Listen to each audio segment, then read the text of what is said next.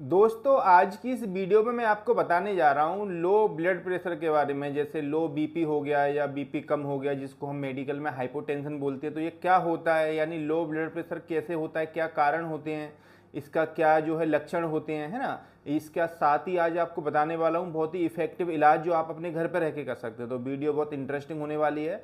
पूरा डिटेल में समझाने वाला हूँ कि भाई ये जैसे आपको मेरे हाथ में एक हार्ट का हृदय का मॉडल दिखेगा, हृदय या दिल बोलते हैं, इसमें आप देख पा रहे होंगे ऐसे ही इंसान के अंदर होता है। तो इसका क्या रोल होता है बीपी कम होने में, बीपी में क्या होता है 120/80 जैसे सुना होगा, तो क्या मतलब है 120 का, क्या मतलब है 180 का। पूरा डिटेल में पूरा फुल नॉलेज देने वाला हूँ ब्लड प्रेशर के बारे में, लो बीपी के बारे में। साथ ही आपको हाइपरटेंशन यानी हाई बीपी का भी बताऊंगा कि ये क्या होता है। तो आप सभी का स्वागत है मेरे यूट्यूब चैनल में। मैं डॉक्टर वकील खान आप सभी का स्वागत करता हूँ। तो अब स्टार्ट करते हैं वीडियो। सबसे पहले मैं आपको बताता हूँ कि ब्लड प्रेशर होता क्या है ना। तो जैसे आपने कभी देखा होगा, आप कभी आपको दिक्कत आती है तो आप ब्लड प्रेशर चेक कराते हैं तो आपको बता दिया जाता है कि आपका बीपी हाई है या लो है ना। हाइपरटेंशन बोलते हैं हाई बीपी को, लो बीपी को बोलते हैं हाइपोटेंशन, ठीक है। तो अब होता क्या है कि जो जर्नली देखा जाए तो 120/80 मिलीमीटर ऑफ मरकरी करके बोला जाता है, ये होता है नॉर्मल ब्लड प्रेशर एवरेज देखा जाए तो, ठीक है। 120/80 मिलीमीटर ऑफ मरकरी, MMHZ करके लिखा जाता है। तो ये नॉर्मल हो गया। अब इसके बाद में फिर आपकी एज के ऊपर डिपेंड करता है। अब वैसे नॉर्मली देखा जाए तो अगर लो बीपी की बात करें पहले अपन, तो अगर आपका बीपी 90/60 से नीचे आ जाए या 90/60 या इससे नीचे आ जाए तो आप समझिए आपको लो बीपी हो गया है ना, यानी आपका हाइपोटेंशन हो गया है। अब बात करें अगर ज़्यादा की, तो 140/90 अगर मान के चले 140 ऊपर नीचे का जो है 90 या 100 के करीब आ गया, तो इसके ऊपर या इसके इतनी लेवल पे आ गया तो आप समझिए आप हाइपरटेंशन के अंडर में, यानी आपका बीपी बढ़ा हुआ है। अब होता क्या है, इसको क्या होता है, ये ऊपर का 120 जैसे मान के चलो, अभी मैंने आपको बोला कि 120/80 ये नॉर्मल माना जाता है। तो 120 क्या होता है, 80 का क्या मीन है। तो देखो जो 120 जो ऊपर का जो बीपी बोलते हैं, दो वैल्यू होती हैं, 120 और 80 नीचे का, ठीक है।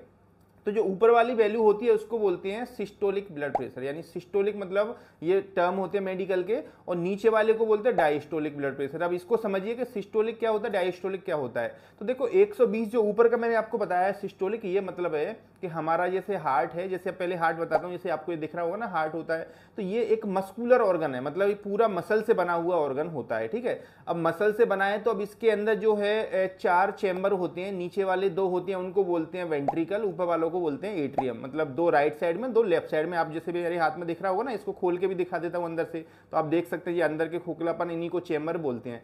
अब होता क्या है कि इनमें ये आपको वॉल्व दिख रहे हैं, हार्ट के वॉल्व वगैरह सुने होंगे आपने, और ये आपको जो खून की नसें दिखेंगी, ये ऊपर साइड में ब्लड वेसल्स हैं सारी। तो ये राइट साइड की जो दोनों वेंट्रिकल एट्रियम है, तो जो ब्लड आता है पूरी बॉडी में से, सपोज ब्लड लौट के आ गया हार्ट के अंदर, ठीक है, तो आने का जो तरीका होता है वो होता है ये, इसको बोलते हैं ऊपर वाली खून की नस, और ये नीचे वाली इसको बोलते हैं सुपीरियर वेना केवा, और नीचे वाली को इन्फीरियर वेना केवा, ठीक है। तो इसमें क्या हुआ, हार्ट में पूरा ब्लड पूरी बॉडी से लौट के आ गया आपके राइट एट्रियम में, राइट ऊपर वाले चेंबर में। अब ऊपर वाले चेंबर से राइट साइड के नीचे वाले में चले जाएगा, इस वाले में, इसको बोलते हैं राइट वेंट्रिकल। अब पूरा ब्लड जो था आपका राइट वेंट्रिकल में आ गया। अब राइट साइड के वेंट्रिकल से ये वाली नस के थ्रू, इसको बोलते हैं पल्मोनरी ट्रंक, पल्मोनरी ट्रंक आगे जाके पल्मोनरी आर्टरी में बन जाता है, डिवाइड हो जाता है। तो यानी राइट साइड के वेंट्रिकल से पूरा ब्लड चला गया लंग्स के अंदर, फेफड़ों के अंदर। क्योंकि जैसे यहाँ देखेंगे ना, बीच में हमारा हार्ट रहता है, यहाँ पर रखा रहता है, दोनों साइड में इसके लेफ्ट राइट में फेफड़े होते हैं, तो बिल्कुल बगल में ही चला जाता है, यानी फेफड़ों के अंदर। फेफड़ों के अंदर क्यों गया, क्योंकि अभी जो ब्लड राइट साइड में भरा हुआ है, इसके अंदर कार्बन डाइऑक्साइड वाला ब्लड है, जिसके अंदर कार्बन डाइऑक्साइड, लेकिन हमें तो ऑक्सीजन में कन्वर्ट करना है ना, गैसियस एक्सचेंज कराना है। तो हमारा ब्लड क्या करता है, राइट साइड में लंग्स में मतलब दोनों अपने लेफ्ट राइट साइड के लंग्स फेफड़ों में जाने के बाद में ब्लड के अंदर जो कार्बन डाइऑक्साइड भरी थी बाहर आ जाएगी, और जो लंग्स में हमने सांस ली तो पूरी फेफड़ों के अंदर लंग्स के अंदर गई, तो वो ऑक्सीजन जो थी हमारे ब्लड में लोड हो जाएगी, मतलब गैसियस एक्सचेंज हो गया एक तरीके से। अब क्या हुआ, हमारे ब्लड के अंदर ऑक्सीजन आ गया, कार्बन डाइऑक्साइड बाहर निकल गया। अब वो ब्लड लौट के आता है हमारी लेफ्ट साइड के हार्ट के अंदर, लेफ्ट एट्रियम के अंदर। ये आपको लेफ्ट एट्रियम दिख रहा है ऊपर से का। अब इसमें इनके नसों के थ्रू आता है, इनको बोलते हैं पल्मोनरी वेन। पल्मोनरी वेन ये आपको रेड कलर की दिख रही है, यहाँ उल्टा कलर होता है एक्चुअली। तो ये आपको रेड साइड मतलब राइट लेफ्ट साइड के वेंट्रिकल में, एट्रियम में पहले ब्लड आया फेफड़ों के अंदर से, जिसके अंदर ऑक्सीजन भरा है। अब ये क्या होगा, राइट इधर से निकल के फिर जाता है लेफ्ट वेंट्रिकल में, पहले रेड लेफ्ट एट्रियम में आया, लेफ्ट एट्रियम से लेफ्ट वेंट्रिकल, लेफ्ट वेंट्रिकल से फिर क्या करेगा, एक बड़ी जो नस है ये वाली रेड कलर की आपको दिखेगी, इसको बोलते हैं अयोटा। ये सबसे बड़ी नस होती है, इसके थ्रू पूरी बॉडी में फैल जाता है। यानी ये क्या करेगी, जगह जगह ब्रांच देती आती है। पहले जैसे अपने खुद के लिए ले ली, हार्ट के लिए, फिर दिमाग के लिए दे दी, 2 हाथों के लिए दे दी, फिर कुछ पेटों के लिए, पेट के अंदर दी, फिर 2 पैरों के लिए अंदर दे दी, तो वो सारी इसी में से ब्रांच होती हैं। तो ये मेन आर्टरी हो गई, इसको नाम क्या दिया हमने, अयोटा। अब इसी के अंदर ब्लड प्रेशर होता है दोस्तों, यानी जैसे लो बीपी हाई बीपी सब इसी का खेल है। अब कैसे होता है, अब जैसे मैंने आपको बताया ना ब्लड प्रेशर कैसे अपन मेजर करते हैं, तो जो खून की नस के अंदर कितना स्पीड यानी कितने प्रेशर से खून जा रहा है उसी को हम ब्लड प्रेशर बोलते हैं। ब्लड का प्रेशर मतलब, ठीक है। अब ब्लड प्रेशर का ब्लड ऐसे खुला तो रहता नहीं है, खून की नसों के अंदर बहता है, उसी को हम ब्लड प्रेशर बोलते हैं। जैसे आप ऐसे समझिए, जैसे मान के चलिए आपने जैसे कोई एक सॉफ्ट ड्रिंक कोल्ड ड्रिंक वगैरह ले ली, या जैसे लस्सी वगैरह या छाछ वगैरह आता है ना, ऐसे कागज की पैकेट में आता है, बोतल जैसी कागज की होती है, देखिए आपने उसमें स्ट्रॉ डाल दिया, ठीक है। स्ट्रॉ मतलब जैसे पीते हैं ना अपन लस्सी या छाछ वगैरह पीते हैं। अब आपने क्या किया, उस कागज की बोतल को ताकत से दबाएंगे तो वो उस प्रेशर के कितना, वो स्ट्रॉ की जो पाइप डला है उसके अंदर कितना प्रेशर से वो बाहर आ रहा है, उसी को ब्लड प्रेशर बोलते हैं। अब धीरे से दबाएंगे धीरे धीरे आएगा, तेज दबाएंगे तेज जाएगा, तो वैसे ही हमारा हार्ट कितना पंप कर रहा है स्पीड से, उसको ब्लड प्रेशर बोलते हैं। अब इसमें मैं आपको बताया था सिस्टोलिक डायस्टोलिक, यानी ऊपर का क्या होता है नीचे का क्या होता है, ये समझिए, ठीक है। तो देखो ऊपर वाले को हम बोलते हैं सिस्टोलिक ब्लड प्रेशर, नीचे वाले को डायस्टोलिक। तो सिस्टोलिक का मतलब है कि इसने हार्ट ने कितना पंप एकदम से ब्लड को बाहर निकाला, यानी कि इस आर्टरी के अंदर कितना स्पीड से ब्लड को फेंका है, वो होता है ऊपर का हाईएस्ट जो होता है, मतलब इतने तक इसकी स्पीड हो गई। क्योंकि हार्ट जैसे पंप करता है फिर थोड़ी देर रुकता है, फिर दोबारा से खुल जाता है और फिर उसके अंदर ब्लड बढ़ेगा, फिर पंप करेगा, मतलब रुक रुक के करता है काम। तो एक बार जब जैसे ये सुकड़ा पूरा कॉन्ट्रैक्ट हुआ तो इसके अंदर कितना प्रेशर बाहर बना, उसको हाई बीपी बोलते हैं, ऊपर का सिस्टोलिक प्रेशर बोलेंगे। अब आता है नीचे का ब्लड प्रेशर, जिसको अपन बोलते हैं जैसे डायस्टोलिक। जैसे आपने बोला ना 120/80 है, तो 80 क्या 80 वाला क्या होगा, इसको डायस्टोलिक। इसका मतलब है कि जैसे ही पंप किया, पंप करने के बाद में जैसे हार्ट अब रिलैक्स होगा, तो रिलैक्स होने के बाद में खून की नसों के अंदर कितना प्रेशर है, यानी कि उसको बोलते हैं डायस्टोलिक। आप ऐसे समझिए, जैसे आपके घर में पानी की टंकी है, नीचे उसमें मोटर लगी हुई है, ठीक है, और पूरे घर में पाइपलाइन फैली हुई है ना, पूरी बिल्डिंग में। तो आपने मोटर ऑन करी, अब मोटर ऑन करेंगे तो क्या होगा, आपके पूरे घर में पानी जाएगा। तो मोटर कितना प्रेशर से पानी फेंक रही है, वो तो हो गया ऊपर वाला प्रेशर, जैसे आपका सिस्टोलिक है ना। अब आपने मोटर बंद कर दी, मोटर बंद करने के बाद में आपके पाइप के अंदर अभी भी पानी भरा हुआ है, क्योंकि ऐसा तो नहीं कि भैया पूरा पानी एकदम बाहर आ गया। तो जो पानी भरा हुआ है मोटर पाइपों के अंदर, तो वो पाइपों के अंदर कितना प्रेशर से भरा हुआ है पानी, उसको बोलते हैं डायस्टोलिक। समझ में आया। यानी अब जैसे मोटर हम ऑन करेंगे तो जो पानी पाइप के अंदर जो भरा है उसको ऊपर उसके जाएगा, तभी हमारी पूरी बॉडी में बिल्डिंग में हमारा पानी जाएगा। और मान लो हमारा 80 मिलीमीटर का पाइप के अंदर प्रेशर है, मान के चलो आपकी जो पाइपलाइन घर में बिछी है ना उसके अंदर प्रेशर है, जैसे छत पे पानी जाना है तो पाइप के अंदर जो प्रेशर है वो कितना है, अभी 80 के करीब है। अब आपने मोटर ऑन करी और मोटर को सेट कर दिया 60 की स्पीड पे, 60 के प्रेशर पे, तो क्या पानी ऊपर जाएगा, नहीं जाएगा। कब तक नहीं जाएगा, जब तक वो 80 के ऊपर आपको पंप करके, यानी मोटर को स्पीड नहीं बढ़ाना पड़ेगा। तो मोटर स्पीड करेंगे तो 80 तक आने में तो आपको वो धीरे धीरे आना स्टार्ट होगा, 80 के बाद जितना ऊपर गया वो ऊपर का हो गया। तो आपको समझ में आया, यानी डायस्टोलिक सिस्टोलिक बोलते हैं हाईएस्ट कितना मोटर ने पंप कर दिया, डायस्टोलिक बोलते हैं कि मोटर तो रुक गई लेकिन आपकी खून की नसों के अंदर जो ब्लड भरा हुआ है उसका कितना, यानी बैक फ्लो कितना मार रहा है उसका, उसको प्रेशर को होता है डायस्टोलिक प्रेशर। तो आई होप आपको समझ में आ गया होगा। तो अब इन दोनों को ही हमें चेक करना पड़ता है कि भैया डायस्टोलिक कितना है, खून की नसों के अंदर हार्ट काम नहीं कर रहा उस टाइम पे कितना प्रेशर है, और इसको ऊपर हमारा हार्ट कितने तक कर पा रहा है। तो अब हम बात कर रहे थे लो बीपी की। तो लो बीपी मैंने आपको बताया, अगर जो प्रेशर जो 120/80 जो नॉर्मल माना जाता है, अगर इसके बाद में 90 ऊपर का हो जाए और नीचे का 60 चला जाए, अगर इससे कम आ रहा है तो आप समझ लें लो बीपी के केस हैं आप। तो ये हो गया लो बीपी, यानी लो ब्लड प्रेशर, इसको हाइपोटेंशन बोलते हैं। अब आते हैं इसके जो कारण क्या क्या होते हैं। तो देखो इसके कारण की बात करें दोस्तों तो काफी सारे कारण होते हैं लो बीपी के। सबसे पहले जैसे हम बात करें तो बॉडी के अंदर जैसे हार्मोनल चेंजेस हो गए, जैसे हार्मोनल चेंजेस लोगों को हो जाते हैं, जैसे कि थायराइड ग्लैंड के अंदर जैसे हार्मोन का गड़बड़ हो गया है ना। एड्रिनल ग्लैंड होती है, जिसको किडनी के ऊपर 2 ग्लैंड होती हैं, एड्रिनल नॉन एड्रिनल, जैसे हार्मोन इपिनेफ्रिन नेफ्रिन हार्मोन आते हैं, उनमें गड़बड़ हो जाए, मतलब हार्मोन डिस्टर्बेंस हो गया है ना। एक तो ये कारण होता है। दूसरा आपकी बॉडी में ब्लड की कमी हो जाए। ब्लड की कमी जैसे होता है, जैसे सपोज किसी का हाथ कट गया, एक्सीडेंट हो गया, कोई भी नस कट गई, पूरा खून बह रहा है ना, तो इसको बोलते हैं हाइपोवोलेमिया, यानी खून की कमी हो गई तो ब्लड प्रेशर कम हो जाएगा। अब सीधी बात है भाई, अब इसके पास हार्ट के पास ब्लड कम होगा तो आपका प्रेशर कहाँ से बनाएगा ये। जैसे आपने अपनी टंकी में पानी कम कर रखा है, टंकी बहुत कम है और आप उसमें मोटर चला रहे, तो मोटर प्रेशर से पानी देगी नहीं आपकी, क्योंकि यही तो प्रेशर बना रहा था। अब जब पानी कम है तो उसको मोटर कैसे बनाएगी प्रेशर, है ना। तो हमें क्या करना है, पानी उसके अंदर सफिशिएंट मोटर को देना पड़ेगा, जो उस मोटर के अंदर पानी आ रहा है वो अच्छे से आएगा, तभी वो स्पीड में पानी को फेंकेगी। तो वैसे अब मान लो हमारा खून तो बह गया बाहर, तो हाइपोवोलेमिया हो गया है ना। हाइपोवोलेमिया के बाद में इसके ऊपर है ही नहीं, इसके पास ब्लड कम है, तो ये क्या करेगा, हाइपोटेंशन हो जाएगा। एक ये कारण होता है। दूसरा होता है हमारी बॉडी के अंदर आयरन की डेफिशिएंसी हो जाए, जिसको ब्लड की कमी होना जैसे बोलते हैं, या एनीमिया, आपने सुना होगा एनीमिया, खून की कमी जैसे होती है, हीमोग्लोबिन या आयरन की डेफिशिएंसी हो जाती है, उस केस में भी लोगों को जो है लो बीपी का प्रॉब्लम देखने को मिलता है।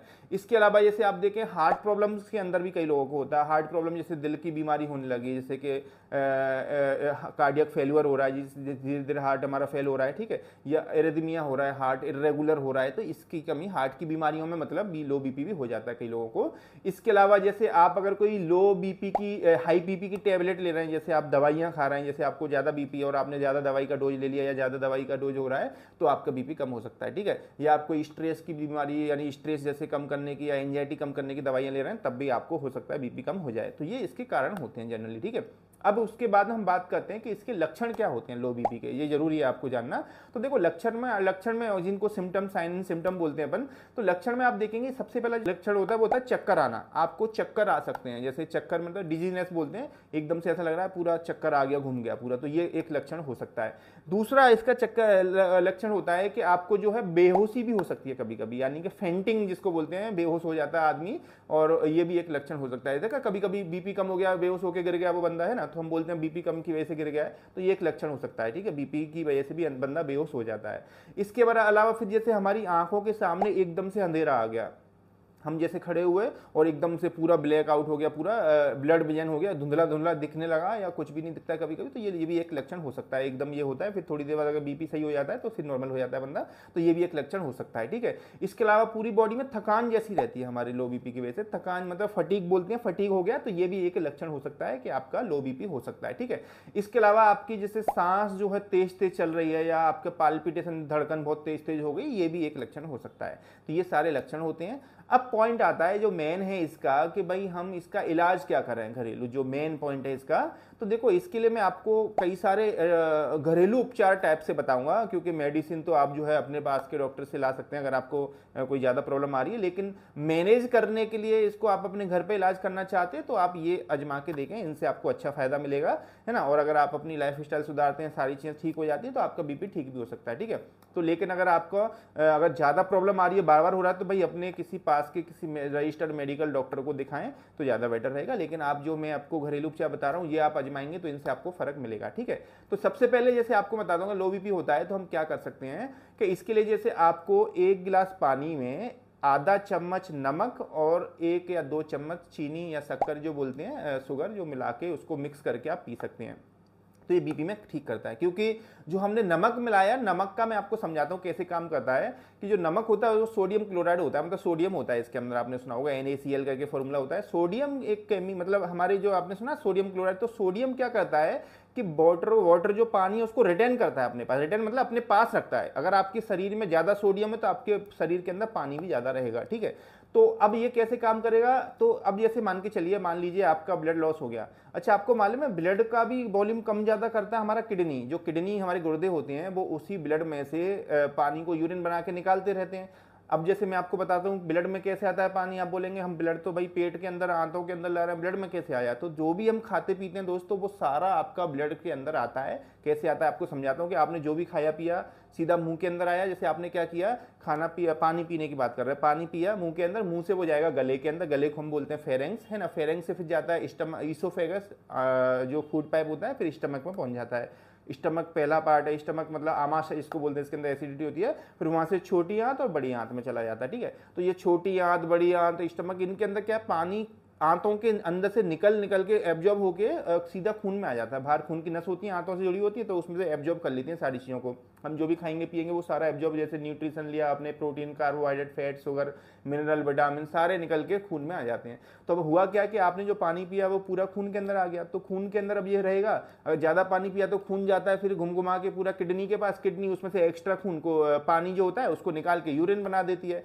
तो यूरिन के थ्रू हम बाहर निकालते रहते हैं। तो पानी पीते हैं और ऐसे चलता रहता है, फिल्टर होता रहता है। अब मान लो कभी किसी के शरीर में ज़्यादा कमी हो गई पानी की, अब पानी ज़्यादा निकाल दिया किडनी ने, ठीक है, तो अब क्या होगा कि आपका जो शरीर के अंदर पानी कम है ब्लड के अंदर, तो ब्लड तो आपका कम हो गया है ना, पानी कम है उसके अंदर, तो हाइपोवोलेमिया हो गया। तो इस केस में आपने क्या किया, अगर सोडियम ले लेते हैं आप, और जब ब्लड कम होगा तो मैंने अभी बताया ना प्रेशर कम हो जाएगा हार्ट का, है ना, तो लो बीपी हो जाएगा। तो आप उसमें पानी पी रहे हैं साथ में और नमक डाल दिया, तो नमक क्या करेगा, पानी को बाहर नहीं जाने देता, अपने ब्लड के अंदर ही बना के रखता है। मतलब एक तरह से सोडियम जो है पानी को रिटेन करता है, अपने पास रखता है। तो जब पास रखेगा तो भैया सीधी बात है कि आपका ब्लड का वॉल्यूम बढ़ेगा तो आपका बीपी बढ़ेगा। साथ में आपको क्योंकि थकान वगैरह होती है, शुगर भी दे रहे हैं आपको, जिससे कि आपको इंस्टेंटली तुरंत एनर्जी मिल जाए, थकान दूर हो जाए, तो इस तरीके से आप ये ले सकते हैं, इससे अच्छा मिलेगा। दूसरा एक आपने सुना होगा इसके बारे में, ये काफ़ी इफेक्टिव भी है, मैंने इसको पूरा देखा, समझ में आया कि भाई इसका अच्छा फर्क रहता है, पढ़ा था इसका।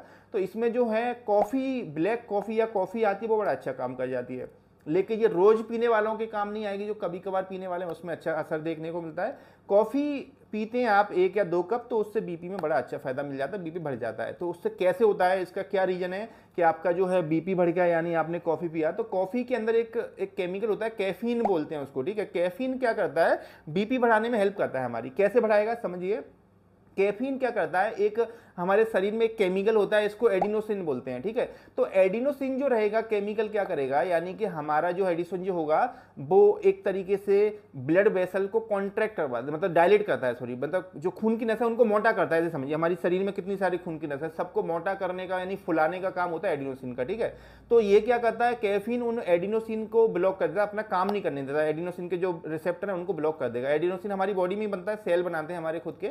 तो अब जैसे खून की, अब ये कैसे काम करते हैं उसको समझाता हूँ। जैसे मान के चलिए हमारा हार्ट ने ब्लड पंप किया, पूरी खून की नसों में बह गया। अब खून की नस अगर मोटी मोटी है तो खून पूरा वहीं की रुक जाएगा ना। एक तो हमारे पास पहले से ही ब्लड कम था, यानी हाइपोवॉल्यूमिया था, खून और रुक गया, हार्ट के पास और कम ब्लड हो गया, तो आपका ब्लड प्रेशर कम हो जाएगा। तो ये कैफीन क्या करता है, जो एडिनोसिन जो खून की नसों को मोटा करवा रहा था ना, डायलेट करवा रहा था, उसको नहीं होने देता है। तो खून की नस जब मोटी नहीं होंगी तो क्या होगा, ब्लड जो है ज्यादा ब्लड वेसल के अंदर नहीं जाएगा, खून की नसों के अंदर नहीं जाएगा, तो कहां पर आएगा ब्लड, सीधा हार्ट के पास, तो आपका मतलब ब्लड वॉल्यूम बढ़ेगा, ठीक है। अच्छा, दूसरा जो कॉफी का इफेक्ट होता है, कॉफी जो पीते हैं जिसमें कैफीन होता है, वो क्या करता है, आपका एक हार्मोन बढ़वा देता है, जिसको बोलते हैं एड्रीनलिन, जिसको एपिनेफ्रिन करके बोलते हैं। ये हार्मोन हमारी बॉडी में होता है, आपने सुना होगा। जैसे हमारे अंदर 2 ग्लैंड होती हैं, सुप्रा रीनल ग्लैंड बोलते हैं, एड्रीनल ग्लैंड बोलते हैं। हमारी किडनी के ऊपर, दोनों गुर्दों के ऊपर 2 ग्लैंड होती हैं जो हार्मोन बनाती हैं, एड्रीनलिन और इपिनेफ्रिन, या नॉन एपिनेफ्रिन बोलते हैं। तो ये क्या करता है, इपिनेफ्रिन को बढ़ा देता है, कैफीन जो होता है। तो इपिनेफ्रिन क्या करता है कि वैसो कंस्ट्रिक्शन करवा देता है, मतलब जो हमारी खून की नसें उनको सिकोड़ देता है। एक ने क्या किया, पहले वाले एडिनोसिन ने क्या हुआ, मोटा नहीं होने दे रहा है। दूसरे ने क्या किया, आके हार्मोन ने उसको सिकोड़ दिया, मतलब खून सिकोड़न, मतलब सिकोड़ दिया, मतलब उसको पूरा ब्लड वेसल को कंस्ट्रिक्ट करवा देता है। तो जो पेरीफेरल वैसो कंस्ट्रिक्शन हो जाएगा, मतलब आपकी जो पूरे शरीर की बाहर की जो खून की नसें, इतनी सारी नसें हैं जिनमें ब्लड भरा हुआ है, सारी की सारी सिकुड़ जाएंगी। सिकुड़ेंगी तो क्या हो, सिकुड़न होगी तो पूरा खून जो बाहर से अंदर आ जाएगा हार्ट के ऊपर, जब हार्ट के ऊपर आएगा तो उसका वॉल्यूम बढ़ जाएगा, तो आपका बीपी बढ़ जाएगा। तो इस तरीके से ये कैफीन जो है, कॉफी हमारा काम कर जाता है। लेकिन ये देखने को मिलता है जो लोग रेगुलर कॉफी पीते रहते हैं ना, उनमें ये कम देखने को मिलता है, क्योंकि वो आदी हो चुके होते हैं, उनका जो है बॉडी कम रिएक्ट करता है कॉफी के लिए, ठीक है। लेकिन जो कभी कभार पीने वाले हैं उनको अच्छा काम कर जाता है, तो कॉफी काम कर सकती है ना। इसके अलावा फिर तीसरा मैं इलाज बताता हूँ। मैंने आपको बताया पहला वो आपको नमक और शुगर का, शक्कर वाला पानी। दूसरा मैंने आपको कॉफ़ी बताया, 2 कप पी सकते हैं आप कॉफ़ी दिन में। इसके अलावा तीसरा आपको जैसे मैं बताना चाहूँगा कि नारियल पानी का बड़ा अच्छा फायदा मिल जाता है। नारियल पानी क्या करता है, इसके अंदर इलेक्ट्रोलाइट्स होते हैं, तो वो इलेक्ट्रोलाइट्स जो है आपके बैलेंस बना के बॉडी के अंदर रखते हैं, यानी इलेक्ट्रोलाइट डिसबैलेंस होता है तभी हमारा बीपी कम हो रहा है, तो वो उसमें इलेक्ट्रोलाइट बैलेंस बनाएगा, यानी सारे इलेक्ट्रोलाइट्स को पूर्ति करेगा, जिससे आपका ब्लड शुगर लेवल बीपी बढ़ेगा, यानी नॉर्मल रहेगा, ठीक है। तो नारियल पानी आप पी सकते हैं। इसके अलावा फिर जैसे और एक चीज़ें मैं आपको बताऊंगा, जैसे काजू, बादाम और किशमिश, ये तीनों बड़े अच्छे फायदा कर जाते हैं। तो 4-5 काजू ले लो, 4-5 बादाम ले लो, 4-5 किशमिश लो, रात को पानी में 1 गिलास पानी में भिगो के रख दो इनको तीनों को, और सुबह पानी में से निकाल के इनको आप चबा चबा के खाएंगे तो बड़ा अच्छा फायदा मिलेगा। क्योंकि इनके अंदर क्या होता है, देखो जो काजू बादाम ये होते हैं, एक तो इनके अंदर आयरन अच्छा रहता है, ठीक है। आयरन के अलावा दूसरा आपका जो है इसके अंदर हेल्दी फैट रहते हैं, जो आपके ब्लड को रेगुलेट या मेंटेन करने में हेल्प करते हैं, लो बीपी में अच्छे काम करेंगे ये आपके लिए, ठीक है। इसके अलावा फिर जैसे आप और लेना चाहें, जूस की बात करूं मैं तो बीट रूट जूस, यानी बीट रूट बोलते हैं चुकंदर को, चुकंदर आप जानते होंगे, उसका 250 ग्राम जूस अगर आप रेगुलर ले लेते हैं सुबह खाली पेट, तो बड़ा अच्छा फायदा कर जाएगा आपके लिए, है ना।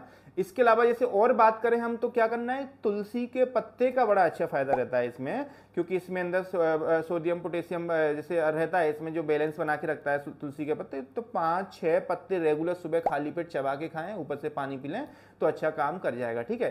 क्योंकि इसमें पोटेशियम है और ये सारे मतलब इलेक्ट्रोलाइट बैलेंस करके रखने में हेल्प करता है हमारा, ठीक है। इसके अलावा और क्या ले सकते हैं, तो आप जो है एक और आप एक ड्रिंक बना सकते हैं अच्छी सी, वो भी आपके लिए अच्छे काम करेगा। 1 गिलास पानी में 1 चम्मच शहद और आधा नींबू, और उसके अंदर जो है आपको जैसे एक और आइटम रहेगा, उसको जिंजर बोलते हैं, जिंजर मतलब अदरक बोलते हैं हिंदी में, अदरक का आधा चम्मच अदरक का जूस, यानी अदरक का आधा चम्मच पीस के भी डाल सकते हैं, 1 चम्मच अगर जूस है तो आधा चम्मच डाल दें, आधा चम्मच जूस अदरक का जिसको जिंजर बोलते हैं, 1 या 2 चम्मच शहद की, और तीसरा मैंने आपको बताया क्या उसमें शहद के अलावा आधा नींबू। ठीक है, ये तीनों मिक्स करके आप जो है पिएंगे तो ये भी आपको अच्छा फायदा देगा। ठीक है, क्योंकि अदरक जो होता है वो आपके हार्ट को स्टिमुलेट करता है। ठीक है, और जो लेमन है उसमें जो है आपके इलेक्ट्रोलाइट्स होते हैं, सोडियम पोटेशियम वगैरह होते हैं। ठीक है, ये आपके बैलेंस बनाएगा, और जो लेमन हनी है जो जिसको शहद बोल रहे थे वो आपको एनर्जी प्रोवाइड करेगा, तो अच्छे काम करेंगे। ठीक है, इसके अलावा कुछ जनरल चीजें रहती हैं, बीपी जैसे कम हो गया तो आप अपने घरेलू उपचार में, जैसे प्रिकॉशन है एक तरह के ये तो, कि आपका बीपी कम हो रहा है तो आप जो है लेट करके पैरों को ऊपर उठा दें थोड़ा सा। ठीक है, पैर ऊपर उठाते हैं तो क्या होता है, जो हमारे खून की नस पैर में बहुत सारी वो ब्लड जो भरा था ग्रेविटी के हिसाब से लौट के हमारे चेस्ट की तरफ, हार्ट की तरफ आएगा, तो आपका बीपी बढ़ेगा। इस तरीके से ये काम करेगा। दूसरा, जैसे अगर आपको कभी कभी एकदम से खड़े होते हैं तो आपको बीपी कम हो सकता है, पोस्चरल हाइपोटेंशन बोलते हैं, तो ये ना करें आप। जिन लोगों को ये दिक्कत है भाई एकदम से खड़े होने पे बीपी कम हो जाता है, तो आप सो के उठते हैं तो एकदम पहले सो के उठ रहे हैं तो आप बैठें थोड़ी देर, बैठने के बाद फिर थोड़ी देर बैठने का फिर खड़े हों, एकदम से खड़े ना हो जाएं। ठीक है, ये आपको ध्यान देना है, एकदम से बैठ के खड़े ना होना है, धीरे से आपको खड़े होना है, मतलब ये ध्यान देना है। तो आपको जो है ये चीज़ें करेंगे तो मे बी आपको बहुत अच्छा फायदा मिलेगा। तो आई होप आपको पूरा समझ में आ गया होगा। इसी तरीके से मैंने एक वीडियो हाइपरटेंशन वालों के लिए भी बनाई है, हाई बीपी के ऊपर भी बनाई है, उसका क्या इलाज होता है, क्या लक्षण होते हैं, वो भी आप मेरे चैनल पर जाकर देख सकते हैं। साथ ही मैंने पूरे डाइजेस्टिव सिस्टम के ऊपर, भाई खाना कहने कैसे पचता है, या कब्ज में क्या करें, ऐसे बहुत हेल्थ रिलेटेड मैं वीडियो बनाता रहता हूं, तो आप चैनल पर जाके देख सकते हैं। और ऐसी वीडियो देखने के लिए चैनल को सब्सक्राइब जरूर करें भाई, वही रिक्वेस्ट करूंगा कि आप जो है वीडियो देखते हैं, चैनल सब्सक्राइब नहीं करते हैं तो भाई सब्सक्राइब कर लिया करें, आपके पैसे नहीं लगने हैं, फ्री में ही करना है, तो इससे मुझे थोड़ा मोटिवेशन मिलेगा। मैं अपने बिजी शेड्यूल में से टाइम निकाल के आपके लिए ऐसी वीडियो बनाते रहूँगा। तो आई होप आपको समझ में आया। अगर आपको कुछ पूछना है तो मुझे कमेंट कर सकते हैं, है ना, और वीडियो अच्छी लगी तो लाइक करें, और किसी को प्रॉब्लम है बीपी लो बीपी वगैरह तो आप उसको शेयर भी कर सकते हैं, अपने फैमिली मेम्बर, रिश्तेदार जो भी हैं आपके रिलेटिव फ्रेंड्स वगैरह सबको शेयर करें। तो ऐसी किसी नेक्स्ट वीडियो में मिलूंगा मैं, डॉक्टर वकील खान। Thank you.